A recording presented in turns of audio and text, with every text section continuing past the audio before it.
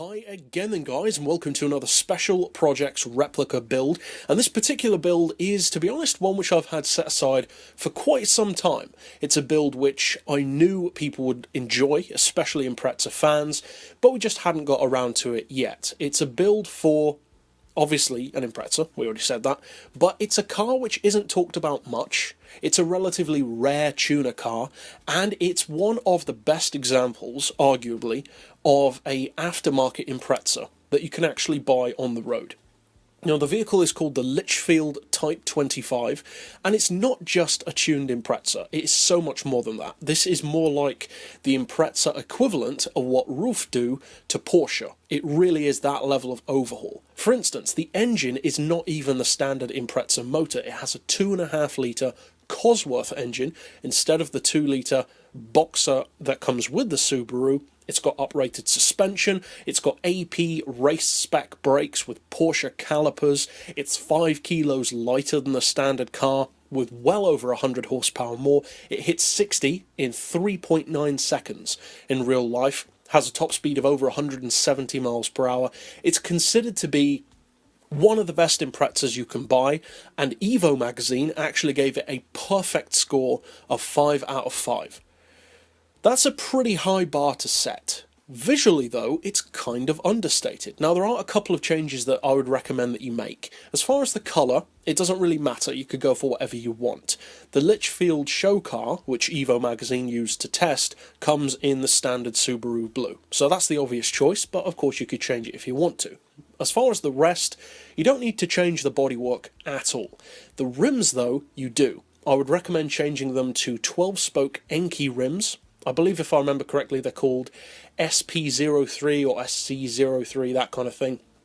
But they're basically the only example of 12-spoke Enkeis. I'd go for the standard size, and the actual car has 12-spoke Enkeis. They don't look exactly the same, but they're pretty close to it, if not the exact same rim. As far as the colour, for the rims, I've changed the colour to Super Platinum Metallic, which looks a little bit closer to the real car, and you can get that colour from the newer shape premium Honda Civic Type R sedan, if you want that silver, of course. And as far as the brakes, I've gone for Colton Red, which is a very strong red. The real car's Porsche brakes are, of course, red as well. The calipers are, at least. And that colour comes, ironically, from the Mitsubishi Evo. Or at least some of them, some of the older Evos in particular. So that's pretty much it for the visuals, that's all you need to do.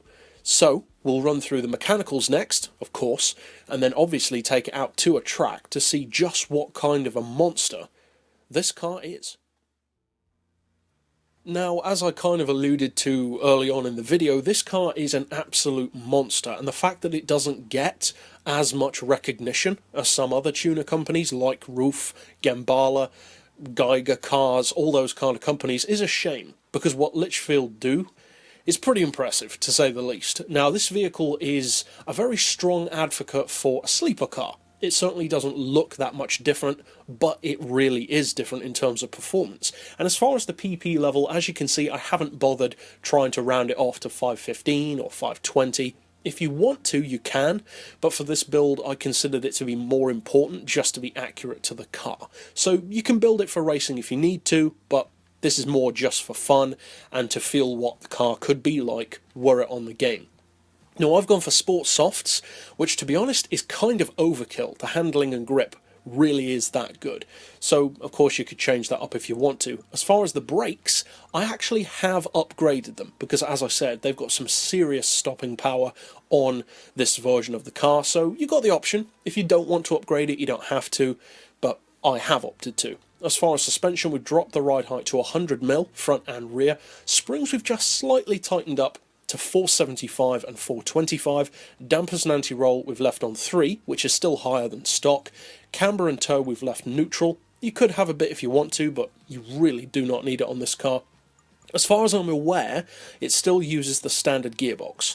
I may be wrong about that, but as far as I could find, it seems to, at least. As far as the diff, I've gone for 10 on the front for initial torque and 5 on the back, and that's to keep the front a little bit more in line, stop it from maybe overcooking it into a corner with oversteer. Acceleration and braking I've got as high as possible. I love those settings on this car, so I would recommend trying them. by all means change them afterwards if you want to, but I would strongly recommend trying those settings. It really is a lot of fun. And for the centre split, I've gone for 30-70, which is a little bit different to the stock, not hugely different though. As far as power, we do have an oil change, so of course you need to bear that in mind. And then we've upgraded the computer, the manifold, the cat, the intake, and the high RPM turbo.